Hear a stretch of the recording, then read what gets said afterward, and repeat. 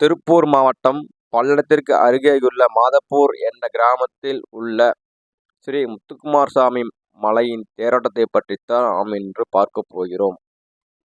முதல்ல இந்த மலையோட வரலாறு நம்ம சொல்லிக்கணுங்க. அப்பனாதான் இந்த தேரை பற்றி பேசுறதுக்கு கொஞ்சம் நல்லா இருக்கும். இந்த மலையில இருக்கிற முருகனுமே நம்ம பழனி மலையில இருக்கிற முருகனுக்கும் அந்த உருவற்றும் பார்த்தா ஒரே மாதிரி தான் இருக்கு. நீங்க நல்லா கூர்ந்து கவனிச்சா உங்களுக்கு தெரியும். என்ன ஒரே ஒரு சின்ன வித்தியாசம் பண்ணா, இங்க இருக்கிற முருகன் கிழக்கு பார்த்து, பழனிமலை முருகன் மேற்க பார்த்து அப்படி இது தான் வித்தியாசம். ஆனா உருவ ஒற்றுமையில பார்த்தா இரண்டும் ஒரே முருகன் சிலை தான். அதே போல நீங்க எல்லா பக்கம் போயிருந்தாலுமே, எல்லா கோயில் பக்கம் போயிருந்தாலுமே முருகன் மட்டும் தனியா இருப்பார். ஆனா இங்க தாய் தந்தை மகன் 3 பேருமே ஒரே ஆலயத்தில் வீட்டிருப்பது இதுதான் கோவில். இது ஒரு மிகவும் சிறப்பு வாய்ந்ததுங்க. அதே போல நம்ம மைசூர் மகாராஜாக்கள்லாம் இந்த கோவில்ல வழிபட்டு போனதாக அங்க இருக்கிற கல்வெட்டுகள் சொல்லுது. அதே மாதிரி அங்க இருக்கிற பூசாரிகளுக்கு, அங்க சின்ன சின்ன வேலை செய்யறவங்களுக்கெல்லாம் சொல்லுவாங்கல்லங்க, நிபந்தங்கள் கொடுத்துருப்பாங்க. நிபந்தங்கள் கொடுத்தது, நிலங்கள் கொடுத்தது, அதை பற்றி ஆவணங்களும் இன்று இதுவரைக்கும் பாதுகாக்கப்பட்டு வருகிறது. அதே மாதிரி நீங்க கோயிலுக்கு போனீங்கன்னா கருவறைக்கு முன்னாடி பார்த்தீங்கன்னா பாண்டியர்கள் சின்னமான மீன் சின்னங்கள் பொறிக்கப்பட்டிருக்கு.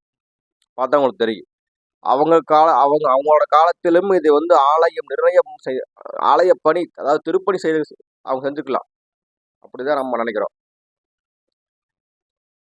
அதே மாதிரி இதுக்கோட அந்த புராண வரலாறு எப்படின்னு பார்த்தீங்கன்னா, அதாவது தாய் தந்தையரை பிரிஞ்ச அந்த முருகன் பழனிமலை இருக்காரா, சரி இந்த மலையில இருந்து பார்க்கலாம், எங்காவது நம்ம கண்ணு கெட்டின வரைக்கும் இருக்காரான்னு சொல்லி பார்க்கலான்னு சொல்லி அவங்க பார்க்கும்போது தன் தாய்க்கு காட்சி தந்த ஊர் தான் மாதாவூர். அதாவது தாய் எந்த இடத்துல நின்று பார்த்தாங்களோ அந்த ஊருக்கே மாதாவூர்னு பேர் வந்துக்குது.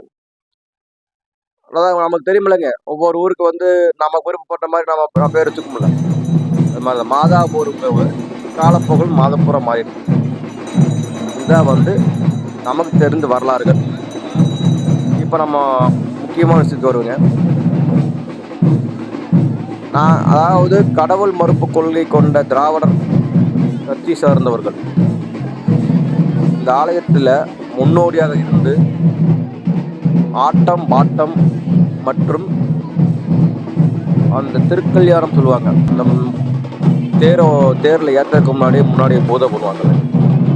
அந்த இடத்துல குத்துவிளக்கு ஏற்ற வரைக்கும் முன்னாடி இருந்து நாங்கள் எங்கள் கட்சியின் கொள்கை கடவுள் மறுப்பு, எங்கள் கட்சியின் கொள்கை மூடநம்பிக்கை கொள்கை என்று மேடைதோறும் முழங்கிய ஒரு கட்சியின் உறுப்பினர்கள் மற்றும் தலைவர்கள் இப்படி முன்னாடி நின்று எடுத்து செய்கிறாங்க. இது மிகப்பெரிய விஷயம்.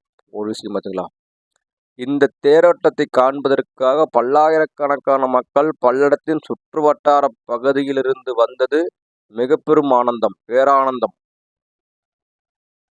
அதே மாதிரி இன்னொரு விஷயம் என்ன, உங்களுக்கு இந்த தேரில் இழுத்துட்டு போகிறாங்களோ, உங்களுக்கு வடம்புடிச்சு இழுத்துட்டு போகிறது ஏதோ அந்த அரசு அதிகாரிகளுக்குமே இந்த அரசியல்வாதிகளுக்குமே இதான் அந்த கோயிலுக்கு தினசரி முகாமை சொல்லுவாங்க, அவங்களுக்கு மட்டும்தான் முக்கியத்துவம் கொடுத்து இது மாதிரி விழாக்கள் நடத்தப்படுகிறதோ என்ற ஒரு ஐயம் பக்தர்கள் மத்தியிலும் ஏற்பட்டுள்ளது. அதுபோக இதில் என்ன விஷயம்னா, உங்களுக்கு தேரை தொட்டு பார்க்கறது கூட அந்த இடத்துல யாரும் இல்லை. போங்கன்னு முடுக்கிற வேலைத்தான் பார்த்தாங்களே தவிர பக்தர்கள் தேர் வரும்போது பக்தர்கள் ஒரு சாமி கும்பிடுறது கூட ஒரு இது இல்லாமல் தள்ளுங்கிற விஷயங்கள் நிறைய நடந்தது. ஆனால் மிகவும் அற்புதமாக தைப்பூச தேர் நடந்தது மிகப்பெரிய விஷயங்க. அதே போல இந்த பக்தர்கள் எப்படின்னா, உங்களுக்கு சாப்பிட்றாங்கல்ல, சாப்பிட்டு போட்ட தட்டுகள் அனைத்தையுமே அப்படி ரோட்டு மேலே போட்டு போயிடுறாங்க. ஏற்பாடு பண்ணவங்க எல்லாமே கொஞ்சம் குழியை வெட்டி அதுக்கு தட்டை போடுற மாதிரி போட்டு அதை மண்ணை போட்டு மூடுற மாதிரி இருந்தால் ஒரு நன்மை இது நல்லா இருந்திருக்கு. ஆனால் அதே இடத்துல கொஞ்சம் சாப்பிட்றாங்க, அதே இடத்துல போடுறாங்க, மக்கள் அதையே தாண்டி போறாங்க. ஒரு முகம் சுளிக்கிற மாரி பக்தர்கள் வந்து அந்த இடத்துல ஒரு அசௌகரியம் அங்க ஏற்பட்டது மிகப்பெரிய அளவில. அதேபோல இன்னொரு விஷயம் என்ன உங்களுக்கு, கை கழுவுறாங்க. சாப்பிட்டு போட்டு கை கழுவுறாங்க. நம்ம வீட்ல வந்து எச்ச தண்ணி மிதிச்சுட்டு நம்ம வீட்டுக்குள்ள வரும்போது கால கழுவிட்டு வாடான்னு சொல்லுவோம்.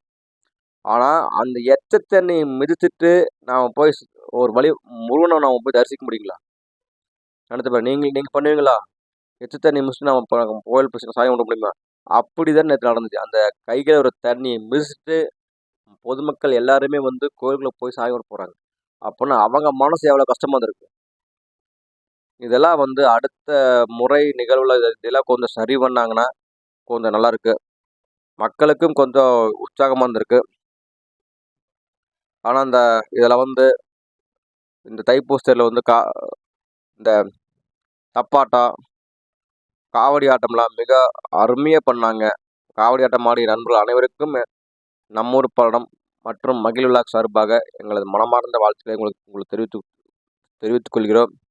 அதேபோல பல்லட மக்கள் என்றைக்குமே ஆன்மீகத்தின் பக்கம் தான் நாங்கள் நிற்கிறோம். கடவுள் மறுப்பு பக்கம் என்றைக்கும் நாங்கள் நின்றதில்லை என்பதை மீண்டும் ஒரு முறை இந்த பல்லடத்தில் இருக்கும் கடவுள் மறுப்பு கொள்கையாளர்களுக்கும், கடவுள் மறுப்பு கொள்கைக்குடைய கட்சி சார்ந்தவர்களுக்கும் நீங்கள் சாட்டையடியாக நீங்கள் எடுத்து காண்பித்துள்ளீர்கள்.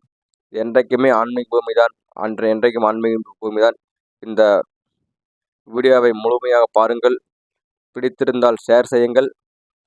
அதே போன்ற இந்த மகிழ் விழாக் என்ற சேனலை சப்ஸ்கிரைப் செய்து கொள்ளுங்கள்.